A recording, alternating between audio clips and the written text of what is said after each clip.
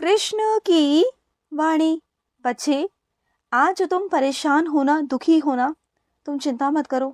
आने वाले वक्त में मैं तुम्हें इतना सक्षम बना दूंगा ना कि आज जो लोग तुम्हारा निरादर कर रहे हैं ना, तुम्हारी कद्र नहीं कर रहे, तुम्हारी अहमियत को नहीं समझ रहे ना, कल को वही लोग तुम्हारी आदर सम्मान को समझेंगे और तुम्हारा आदर सम्मान भी करेंगे। तुम देख लेना, तुम्हारी इज्जत करेंगे, तुम्हारा मान सम्मान करेंगे। तुम देखना, सारा खेलना मेरे बच्चे सक्षमता का है और मैं तुम्हें सक्षम बनाऊंगा।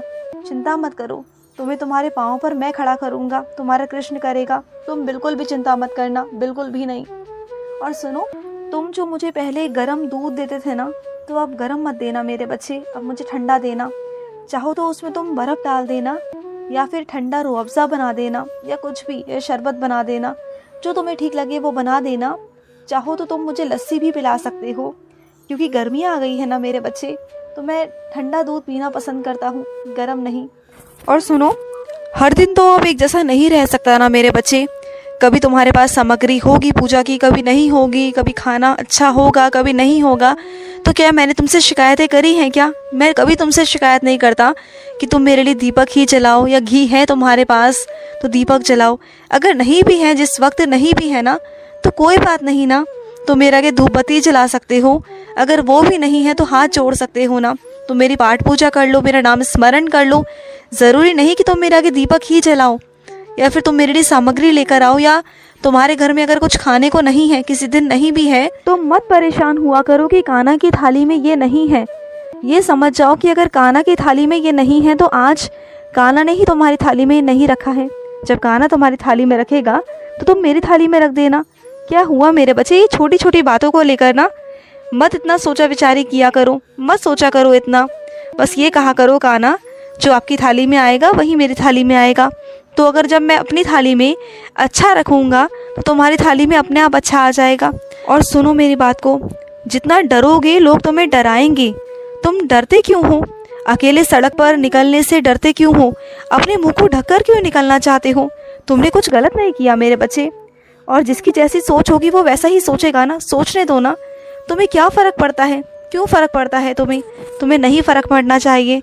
लोग डराएंगे, तुम डरोगे, और जिस दिन से तुमने अपना डर, अपने मन का डर ख़त्म कर दिया ना, अपने अंदर का डर ख़त्म कर दिया ना, वो लोग डराना छोड़ देंगे तुम्हें। वो तभी तक तुम्हें डरा रहे हैं जब तक तुम खुद डर रहे हो। तुम्हारे अंदर आत्मविश्वास है ही नहीं, तुम्हें जवाब देना नहीं आता है, तुम्हें बोलना नहीं आता। इस वजह से वो तुम्हारा फ़ायदा उठा रहे हैं। तुम देखो ना वैसे लोगों को जो गलत हो के भी ना बहुत सीना तान कर बाहर घूमते हैं। क्यों? क्योंकि वो जवाब देते हैं। वो चाहे गलत भी हो ना, फिर भी वो लोगों के आगे जवाब दे देते हैं। और तुम हो कि सही होकर भी जवाब नहीं दे पा रहे हो, सबकी बातें सुनते जा रहे हो, जली कटी बातें सुनते हो, उल्टी सीधी बातें सुनते हो। क्यों सुनते हो तुम? मत सुनो, किसी की बात मत सुनो, और ख़ास तौर पर तब जब तुम्हारी कोई गलती ही नहीं थी। बिल्कुल मत डरो।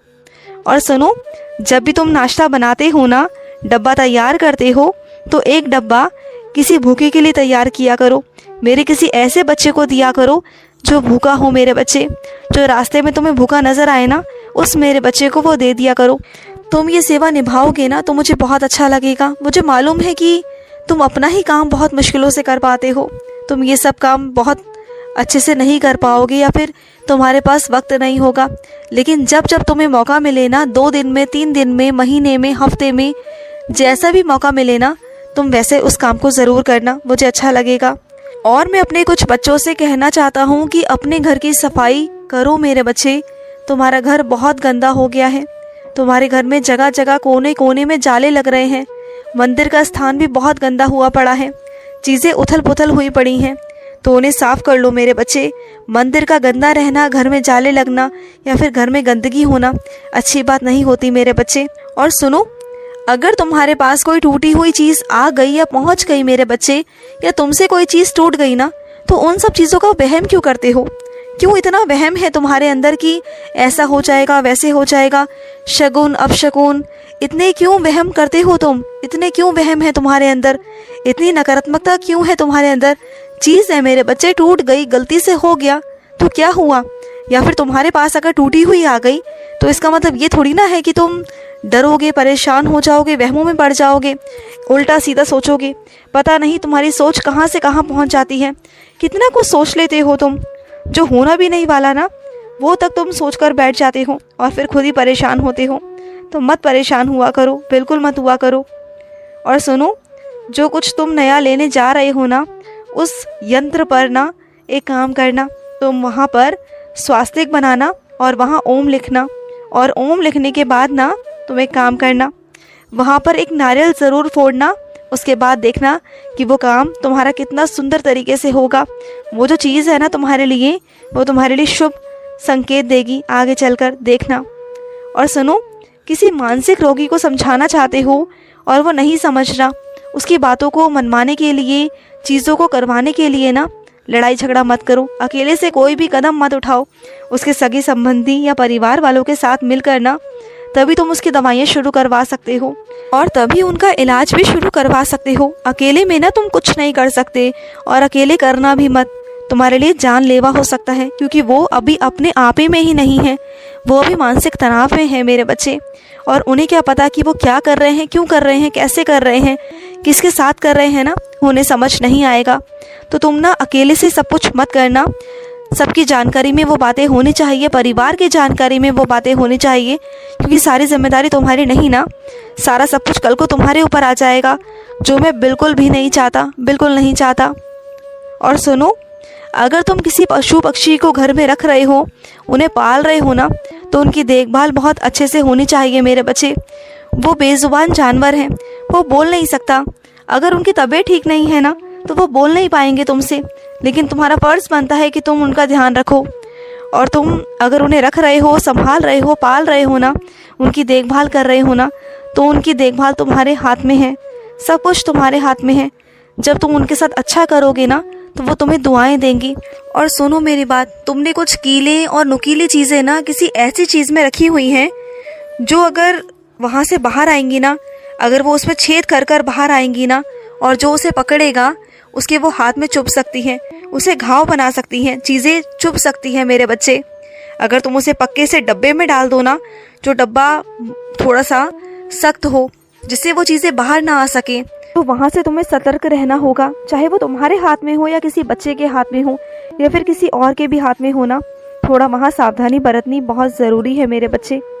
और सुनो, तुम ना रोज़ मेरी माला जाप करते हो, रोज़, और तुम्हें लगता है कि मैं सुन नहीं रहा होता, मैं सब सुन रहा होता हूँ, तुम्हारे पास ही होता हूँ। जब तुम मेरा माला जाप करते हो ना, मेरे पास बैठते हो, मुझसे बातें करते हो ना, तो उस वक्त मैं तुम्हारे ही पास होता हूँ, तुम्हारे ही साथ होता हूँ मेरे बच्चे।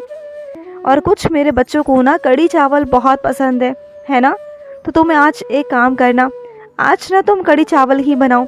आज मैं तुम्हारे हाथों से तुम्हारा ही पसंद का खाना खाना चाहता हूँ। मैं चाहता हूँ कि आज तुम कड़ी चावल बनाओ और तुम और मैं, हम दोनों मिलके ना आज हम साथ में खाएंगे। और सुनो, जब तुम कहीं बाहर जाते हो ना, तो जाने से पहले ना तुम एक सूची बनाया करो, जाने की सामान की सूची बनाओ, यात्रा की सूची बनाओ कि यात्रा में तुम्हें क्या क्या चीज़ें लेके जानी है। फिर अक्सर पता है क्या होता है कि तुम वहाँ पहुँच जाते हो और पहुँचने के बाद तुम्हें लगता है कि यार तुम ये भूल गए, तुम वो भूल गए, सब चीज़ें तुम भूल जाते हो, कुछ ना कुछ चीज़ें ऐसी भूल जाते हो जिसके बिना तुम रह नहीं सकते, जिसके बिना तुम रोज़ अपने आप को अधूरा सा महसूस करते हो। तो इसलिए मैं कह रहा हूँ, और जहाँ तुम जाते हो ना, ज़रूरी नहीं कि वो चीज़ वहाँ मिल जाए जो तुम्हारे लिए है, जिसे तुम इस्तेमाल करते हो। तो पहले से ही अपनी सारी चीज़ों को, सामान को पहले एक सूची बनाकर लिखकर उसमें लिखो, फिर अपने सामान को डालकर दोबारा से देखो, जांच करो कि क्या क्या सामान तुमने डाल दिया है। इससे तुम्हारी यात्रा भी अच्छे से होगी, तुम्हारा मन भी लगेगा और तुम्हारे काम भी सही से होंगे। और सुनो, अपने आप को ना यूँ चार दीवारी में बंद मत करो। जब तुम्हें लगे कि तुम्हारे मित्र हैं, तुम्हें उनसे मिलना है, जाना है, बात करनी है, या किसी के पास जाना है, तुम्हें अच्छा महसूस हो रहा है ना, तो घर से बाहर निकलो, इस चार दीवारी से बाहर निकलो और खुली हवा में आओ। खुली हवा में आके ना तुम्हें अच्छा महसूस होगा, तुम्हें तरोताज़ा महसूस होगा। खुद को ना कैद से बाहर निकालो। ये कैद जो तुमने कर रखा है ना अपने आप को, इस कैद से तुम बाहर निकलो मेरे बच्चे, ज़रूरत है तुम्हें। खुश रहो। आज का कृष्ण संदेश समाप्त हुआ। जय श्री कृष्ण।